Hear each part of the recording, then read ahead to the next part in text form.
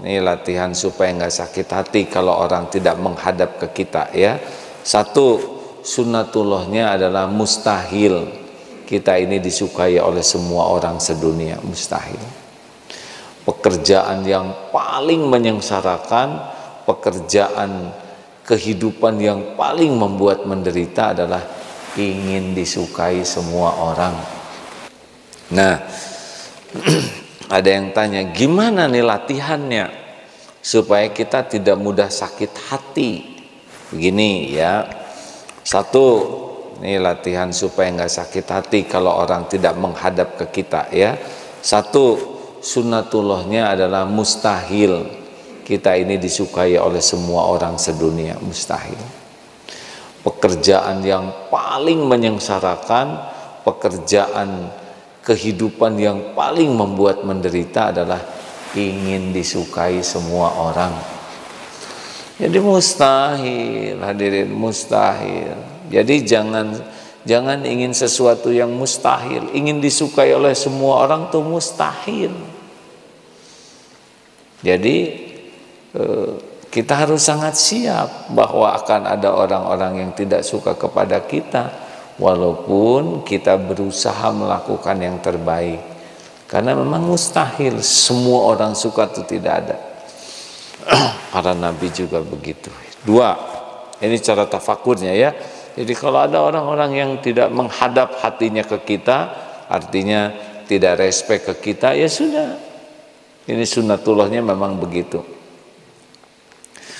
Ingin terpilih oleh seluruh orang Indonesia memilih jadi presiden, buktinya yang jadi presiden juga hanya separuh lewat dikit ya yang suka, selebihnya kan nggak milih. Ada di sebuah tempat bahkan yang ikut pemilihannya hanya 48%, jadi setengahnya ikut memilih nih. Dari yang setengahnya ini dia dapat 51%. Berarti cuma seperempatnya ya, selebihnya dia tidak milih dia, ya sudah, sunnatullahnya begitu. Dua, cara tafakurnya ya, ingat Rasulullah SAW, beliau adalah orang yang paling sempurna akhlaknya. Beliau niatnya lurus lillahi ta'ala, udah sangat baik niatnya. Kemudian beliau menginginkan kebaikan bagi umat manusia. Bayangkan ya, niatnya sudah lillahi ta'ala, kemudian beliau berjuang rahmatan lil alamin. Wa ma arsalnaka illa rahmatan lil alamin. Jadi Rasulullah itu berjuang itu membawa rahmat, ingin kebaikan, ingin yang tidak beriman jadi beriman, yang tersesat jadi dapat hidayah, yang bergelimang dosa bisa taubat. Jadi tidak ada yang diperjuangkan oleh Rasulullah selain kebaikan bagi orang lain, bagi umat. Bayangkan, niatnya baik, yang diperjuangkannya baik, dan beliau menjadi contoh kebaikan. Dan setiap detik yang beliau lalui hanya untuk kebaikan. Coba hadirin, apakah semua orang di dunia ini suka kepada beliau? Jawab atuh. Segitu sempurna niatnya, sempurna keteladanannya, sempurna perjuangannya, dan semuanya 100% itu baik. Tetap saja itu ada yang tidak suka, ada yang sebel, ada yang memusuhi, ada yang membuli, memfitnah, ada juga yang memerangi. Padahal yang memerangi itu orang yang diperjuangkan untuk jadi baik oleh Rasulullah. Jadi Rasulullah ingin orang ini baik, berusaha membantu orang itu jadi baik, tapi orang ini membalas dengan memusuhi, memfitnah, membuli, bahkan memerangi. Bayangkan itu kan. Nah, siapa kita kan? Ini jadi kita harus, oh iya ya, lihat para nabi juga begitu, para sahabat juga begitu ya, para ulama. Ini yang ketiga, bayangkan sahabat Rasul yang akhlaknya baik, para ulama, para waliullah, semuanya juga tidak 100% disukai orang. Nah, itu yang ketiga tuh. Satu, sunnatullah. Dua, lihat Rasulullah. Lihat. Ketiga, para sahabat, para ulama tetap. Nah, yang keempat, lihat diri kita. Siapa kita ini ya? Pakai pengen disukai semua orang.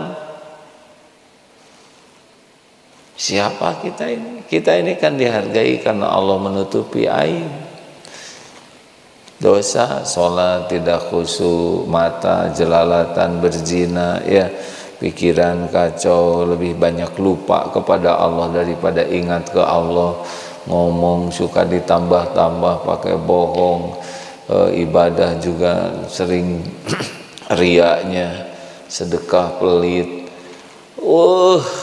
Banyak kekurangan kesalahan kita. Orang menghadap ke kita, menghargai kita karena dua hal saja. Satu, Allah ngasih casing, dan yang kedua Allah nutupin aib itu. Benar? Wah, ini santri dari, oh ini Pak Faruk katanya. Aduh, yang suka itu siaran pagi. Aduh, Faruk.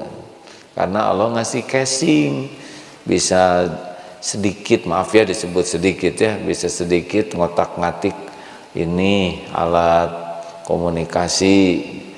Dan ya itu dia, oh Agim kasih casing katanya sebagai kiai, dan satu casing, yang kedua Allah tutupin aib, dosa, kekurangan, kesalahan. Itu yang kita tafakuri. Yang keempat, satu, tafakuri sunnatullah. Dua, tafakuri Rasulullah SAW. Tiga, para sahabat dan para ulama. Keempat, kita ya. Nah, ini gong yang kelima nih, supaya kita tahan terhadap perkataan penghinaan jelek orang lain adalah yang kelima. Kita harus sibuk dengan apa yang Allah saksikan tentang diri kita. Ingat kata Imam Ibnu Athaillah, pedihnya hati karena tidak menghadapnya orang ke kita, maksudnya kita dihina, dibully, dibanding dengan tidak yakinnya Allah mengetahui perbuatan kita. Nah, tidak sadarnya, tidak yakinnya Allah tahu perbuatan kita, itu musibah yang lebih besar dibanding dengan penghinaan orang ke kita. Jelas rekan-rekan sekalian? Kita kan suka merasa terpukul kalau orang berkata jelek tentang kita, dianggap musibah, padahal musibah yang asli itu adalah hati yang tidak yakin, tidak sibuk dengan apa yang Allah tahu tentang diri kita. Nah, itu musibah asli. Jadi adik-adik harus banyak berpikir begini. Kalau habis tahajud itu ya, kita bisa sibuk membayangkan dosa, itu sudah nggak enak, sudah bisa bikin tobat. Tapi ada lagi yang lebih tajam, yaitu kita sibuk dengan apa yang Allah tahu tentang diri kita. Aduh, kita kalau mikir dosa sendiri, aduh saya punya dosa. Tapi kalau memikirkan Allah menyaksikan saya sedang berbuat maksiat, waduh, itu lebih nyesek itu. Allah memperhatikan saya sedang berbuat dosa. Allah tahu setiap lirikan mata. Allah tahu setiap perkataan dan yang tersembunyi di balik perkataan. Allah tahu pikiran saya kotor. Allah tahu, menyaksikan di dalam kesendirian berbuat maksiat. Allah menyaksikan ketika saya berbuat maksiat. Waduh, itu kalau sibuk seperti itu sudah selesai itu puji dan caci itu. Nah, dari sinilah orang bisa memasuki kezuhudan. Tapi sepanjang kita masih sibuk saja dengan ingin diakui orang, dianggap hebat, dianggap keren, dianggap sukses. Wah, itu orang sukses. Wah, ini orang pintar. Wah, ini daya ingatnya kuat. Wah, ini hafalannya banyak. Wah, itu suaranya indah. Wah, kalau sudah sangat sibuk dengan penilaian makhluk, ingin dipuji, ingin dikagumi, ya susah. Allahnya nggak ada di hati. Makanya ini wanti-wanti ke santri penghafal Quran. Tadi waktu sholat subuh di masjid, dengar suara imamnya ngajinya bagus, merdu. Terus Allah ngasih ujian sember, betul tidak? Ya, udah nggak bisa apa-apa.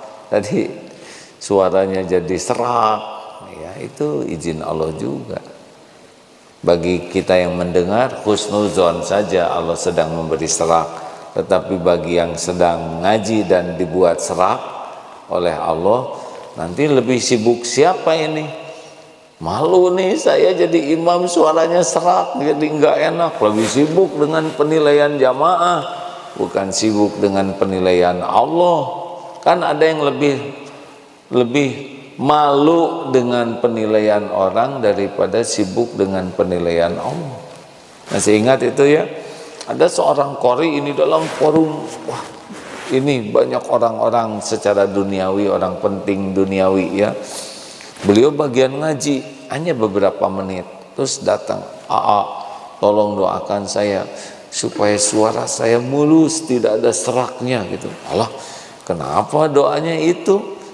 Tadinya tolong doakan supaya Allah ridho. Aduh, kalau itu seneng ya. Mau apa mulus? Kalau mulus jadi ria, mulus jadi ujub, mulus jadi sombong, ya mending serak we. Kalau itu bisa jadi bersih hati, karena kan yang diterima tuh yang bersih hati. Nah ini satu apa tadi? Sunnatullahnya mustahil disukai semua orang.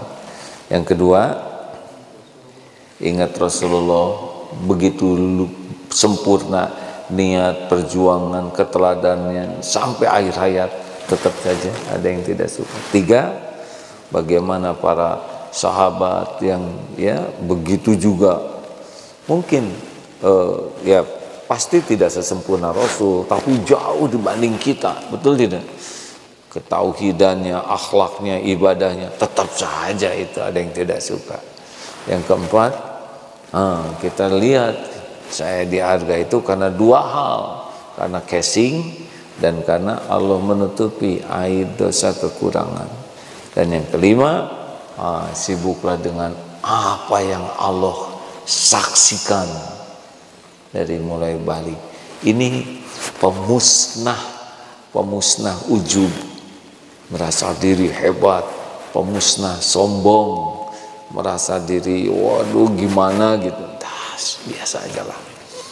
Ini teh apakah nggak boleh berprestasi? Nanti Allah kasih prestasi, tapi nggak jadi kotor hati ya. Mana yang bahaya? Ingin dianggap sebagai orang baik atau ingin jadi orang baik? Nah, kalau ingin dianggap sebagai orang baik berarti nggak ikhlas loh. Dia lebih sibuk dengan penilaian. Tidak penting kita dianggap sebagai orang baik. Yang penting jadi orang baik.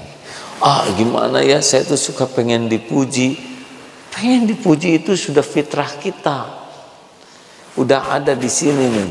Di hati kita tuh pengen dipuji itu kan fa'alhamaha fujuraha wa taqwa. Tinggal ingin dipuji siapa, itu aja masalahnya.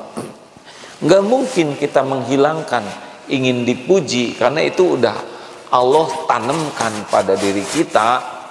Software kan selain hardware ini, jasad juga Allah menanamkan software yang halus-halus seperti cinta, marah ya, kemudian rindu. Kita kan nggak tahu itu kenapa ada rasa itu ya, kecewa, ingin dipuji. Nah, tinggal diarahkan mau dipuji siapa. Kalau mau dipuji manusia, manusia punya apa? Nih sekarang misal pada memuji, apa yang terjadi? Gak ada apa-apa, cuman getaran udara saja. Wow, keren. Jadi keren? Enggak juga. Aduh, awet muda, jadi awet?